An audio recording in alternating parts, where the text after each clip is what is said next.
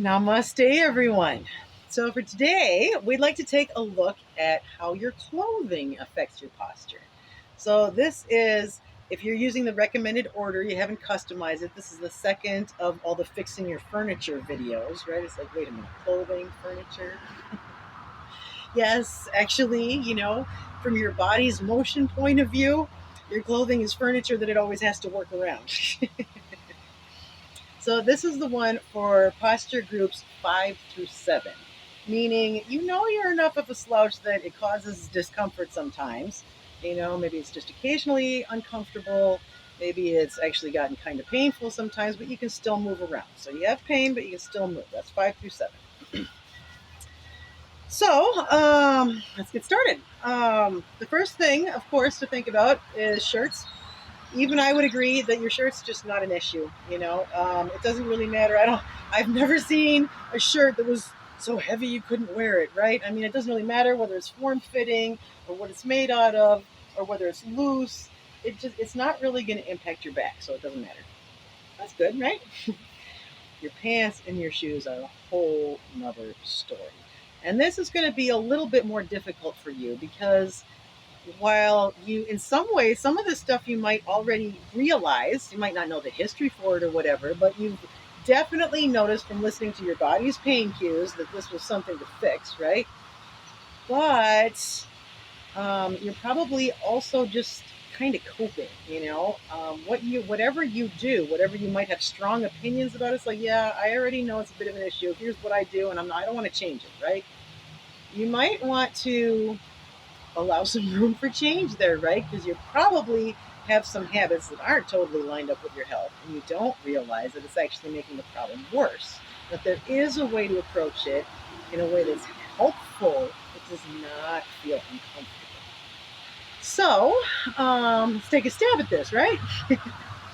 So if we start with the pants, what is going on? Well, in this group, you probably already realize that, regular pants, first of all, nobody does anything funny like that, right? It's always, this is where your waist is, right? This is where you're supposed to wear your pants. You probably already realize that pants that have a buckle right here or a button or something are pretty uncomfortable, right? Especially if you're a little overweight. It's nowadays we've fallen in love with elastic, right? And for good reason. That's actually that if you've gotten away from pants that have buttons, that's a big step up, believe it or not, because now you can do something about the problem of having your pants anchored above the waist. The problem is that every single time you take a step, it's pulling on your knee, which is in turn pulling on your lower back. I can actually feel that, right? If you're one of the more sensitive people, you may have noticed this as well. It seems like, you probably prefer looser pants that don't pull on your knees. They're rather hard to find, though, aren't they? The reason is because this anchor point is the problem, right? If you look at how your body is designed, if you're a human being, okay, your axis of motion is down here. It doesn't matter whether you're a boy or a girl, it makes no difference at all. Your hips are where all the action is at. If you bend, look at me closely. When I bend, it's not my waist that's bending, is it? My knees want to bend. My hips definitely flex, but the waist, if I try to bend at my waist, it's like almost impossible to do, right? Because that's not where you bend at, right? So if this part of your body is in one kind of motion and this part is in another kind, right? You're made up to be able to do opposites, right? If you're going to anchor your pants to the top half's motion, you got problems. So this is a universal. This is just basic physics. It doesn't matter what they're made out of. It doesn't matter. None of that stuff matters. What matters is whether they're anchored at the waist. So as long as you're not in love with buttons, you can fix all of your pants just by doing this. It's very simple. It's very easy. If you don't like how it looks, then you just take it out. Pull it out. Problem solved, right? This is a big deal, okay? This makes, when I put my knee up now, that's like 70-80% reduction in how much it's pulling, how much this fabric is pulling on my knee. I can walk around like this all day long and it doesn't really bother me. But if I wear my pants like this, it will get to me. Inside of an hour, I will actually be in pain. Now, granted, I'm a little more sensitive because I broke my back a couple of times, but you get the idea, right? If you're in this group, the 5 to 7 group, odds are this is a primary culprit for the reason you are in pain. You had no idea how bad your clothing was for you. I mean, it makes sense, right? It's on your body all the time. So if it's doing something that's just a little bit off all the time, it's going to end up causing you pain. Um, that's kind of straightforward. So this is a very easy fix. I don't care how well. Say you want to spend $1 million on the perfect wardrobe. No matter how well designed your clothing was, if it anchors at the waist, if your pants anchor at the waist, they are going to cause problems. End of story. Okay, so just keep that in mind. Um, the other thing that is your primary culprit is your shoes. You probably didn't realize that just like all of our chairs had been changing to slowly accommodate more and more and more of a slouch, so have our shoes, right? I mean, if you stop to think about it, if you stand with me, maybe get a little piece of wood so that you can stand on it so that you're not using your muscles, right? Well, make it a little taller piece of wood if you can. Yeah, see, okay, I'll do it with, I'll do, my other leg will have to be imaginary. Get a long piece of something you can kind of stand on so you can just pretend you have a heel there. And then go off, stand, see how that feels. Okay, and just shift to on your heel. I absolutely instantly feel a difference. I feel tension from all the way up here to all the way down here just by shifting my heels about a quarter to a half an inch higher. Okay, this is a huge, big deal. Now, if you stop to think about your slouch, right, where it's always pulling forward, right? Well, okay, give yourself good posture again. Let everything go back as much as you can. Let it slouch over. Can you feel it? I can actually feel it pulling right here in my foot.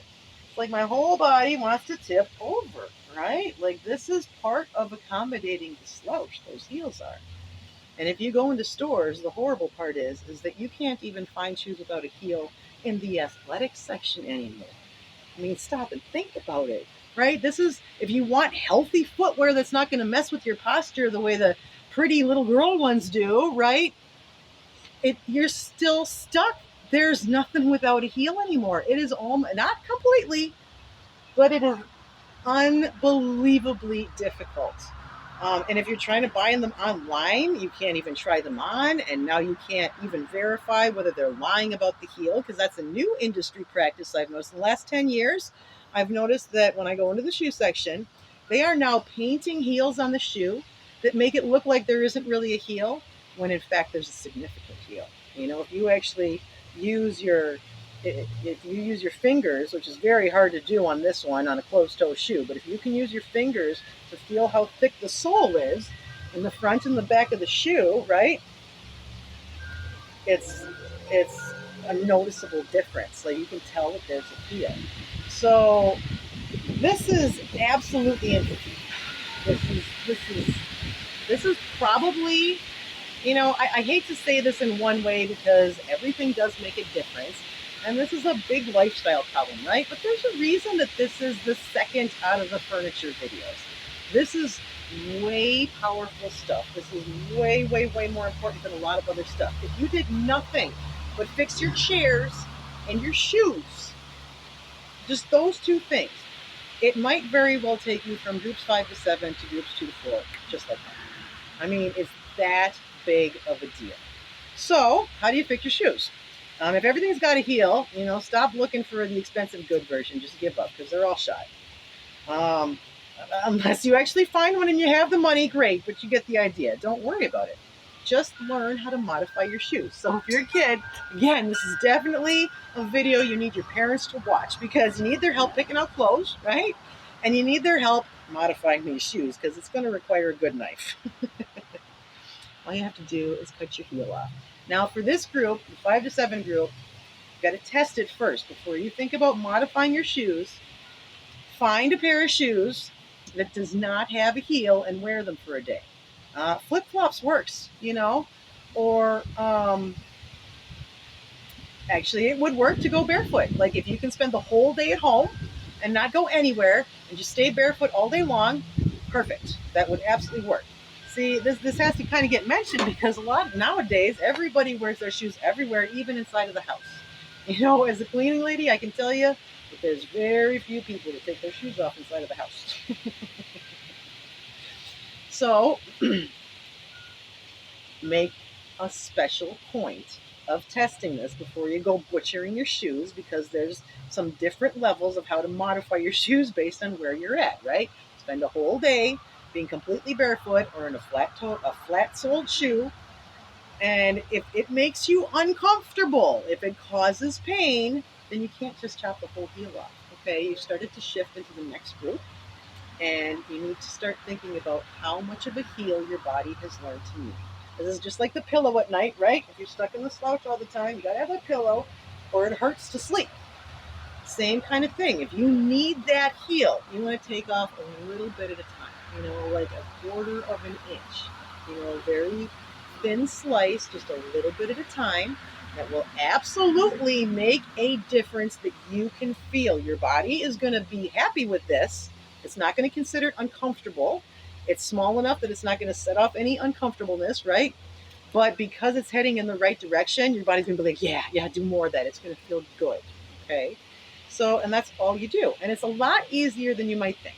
Now, your chiropractor's going to be like, you're modifying your shoes. It's got to be flat. I mean, if having a heel is a problem, right? You're tipping in this direction. Well, so is tipping in this direction, right? If you don't cut your heel off evenly, it's going to cause problems. Absolutely. So use a ruler. Maybe mark off your sections. Maybe mark it all the way around. And the hardest part is going to be the center. It's like, well, how do I know? I can do that around the edges pretty easy. But how do I know if it's flat all the way across, right? It's not as hard as you think. Just by setting it on a flat surface, you'll be able to see if something is off enough to worry about. I mean, look at it's a pretty good job, hey? Oh, can you see that? Yeah, and I did that with this knife, okay? Part of the reason is because of how shoes are made. They want to save on material costs, so there's very few shoes that actually have a solid heel. You're going to find some kind of support system inside, and as long as you just line it up with taking off that outer layer that they put on to protect from the elements, right? Well, I forgot to mention this in the first video. You might have to put some kind of waterproofer on the bottom of your shoe in those holes after you modify it.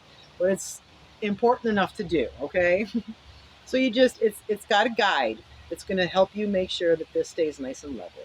And you can keep testing it. Just do little bits at a time. It takes me a good half an hour to modify a pair of shoes, So this is your salvation, If you're in the uncomfortable group, these are probably your two big things, is you didn't realize the waistband being at your hips was a requirement for both genders, and you didn't realize that your shoes were kicking your butt. Also want to add something about work shoes, especially for this group. If you're in this group where you didn't realize that your clothing was your primary culprit for why you're in pain,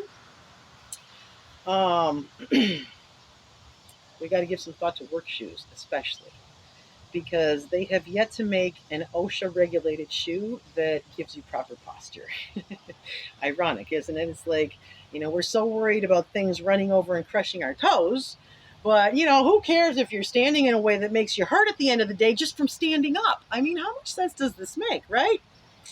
So I can tell you this. I have exhaustively researched this stuff to death. Most people, if you talk about modifying OSHA shoes, it's like, then it's not OSHA regulated anymore, isn't it? Yes, actually it is. And you can rest assured that this is not going to cause concern for anyone in any way. You do want to make sure that whatever the point of the shoe is being honored, absolutely. Like for most people, for most jobs, you're just required to have a toes closed shoe that doesn't let your toes get crushed if something falls on it, because there's all kinds of heavy stuff in work environments, right? Very, very easy to accommodate. This has, as you can see, this is a durable and extremely flexible shoe, right? But you notice that that stops flexing up towards here. This is really rigid. I can't bend the toe. This is absolutely crush proof. Okay, this is an OSHA shoe and it is well made. It's also okay, too much too soon. All right, so um, yes, you can absolutely modify the heel of this shoe without ever interfering with its primary purpose. Sorry, the sun's kind of in my eyes, but if I come forward, then my head gets cut off. So just stand a little funny here, right? So okay. Um, so yes, no, it is not against the rules or against the law or dangerous to take the heels off of your shoes. Not even if they are safety regulation. You're going to have trouble with boots, okay? Some of the people in this group might have to wear, for example, steel-toed work boots. I do not know how to modify those. Okay, if you just have to wear a boot, like say you want to go sledding, that's one thing. You can find moon boots and stuff, right? You can absolutely work with most boots, but work boots get very, very hard to modify. And if you just take the heel off, it doesn't, then you're like it just doesn't work. Um, that is a rough one. If you are a man who lives 40 hours a week in those work boots, I hate to say it, but you might want to consider a new line of work. Seriously, like just from a body point of view, that is such a deal breaker. You really are trading your health for your work. You want to give that some serious thought. If the things that you are required to use in your job are a guarantee to do serious damage, you might want to think, maybe you can do the kind of work that you do in a way that doesn't use that kind of equipment. It can be done. I have painted a floor painted a house floored entirely in white carpets without any drop cloths. Okay, you can definitely get creative and you can be darn skippy. I was working barefoot. However, if you can't get creative, if it's not going to be allowed under any circumstances, I hate to get this bogged down for everybody here, but maybe it's good for everybody to hear anyway. You really seriously want to start rethinking what you're doing. It's like I have met a lot of old men that swear up and down that it doesn't matter what job you pick, it's guaranteed to destroy your health in some way. And while I would agree that that's true if you do things the regular way, it stops being true when you start getting creative. And I think that most of them just never really tried. They got punished too hard if they even thought about it, right? But in our times, we have to, okay? Because it really is killing us. So, okay, moving on. So if you have to, unless you have to have something like a steel-toed work boot, you can modify your OSHA shoes, absolutely. A couple of extra things to consider there is get it ventilated, right? Not exactly motion related, but if you are in the working adult group that requires OSHA shoes, you probably have foot fungus problems. Right? If you don't, they're probably coming. Gotta ventilate. This is a wonderful shoe. It totally satisfies everything OSHA requires. It's not going to be recommended for anybody in a manual, but they do exist. And as you can see, there are people in the world that care about things like proper footwear, mostly, right? So the other thing to keep in mind is that you want a wide toe, okay? This is a really big deal. If you're in this group and you're old and you've got kids, you probably, when they were young, it's like, would you put your shoes on right? They're backwards. Now, unfortunately, the kids were doing that for a reason, because it's actually better for your posture. It might seem like you'd want more space for your big toe because it's a bigger toe, but your little toe actually needs a lot more room than your big toe, partly because it's little and partly because it needs to move. It has to be able to go sideways or you're going to be a very tippy person. You're never going to be very comfortable on your feet or very athletic in any way. Um, you would be dumbfounded how much you feel like Tarzan if you just fix your footwear and your pants. This is definitely going to go a long way to improving how you feel overall without, I mean, yeah, you have to modify your shoes, but this isn't exercises to do, right? This is no extra work of any kind. This is going to allow you greater health, and it's going to change how you feel because it's stepping in the right direction. So again, do your test. Make sure you walk around for a day with absolutely no heel of any kind to see if you need a bit of a heel or how much of a heel you need. You might be one of the people that's perfectly well aware of just how much of a heel they need, right? Again, that's totally understandable. You're listening to your body, and that is right on the money. But you want to start edging it off in the right direction to allow your body to get better and start feeling better. Don't just stick with, oh no, I have to or I will hurt. Okay. The question is how, not whether you should. You will definitely feel better if you can start getting into better posture. That's a no-brainer, right?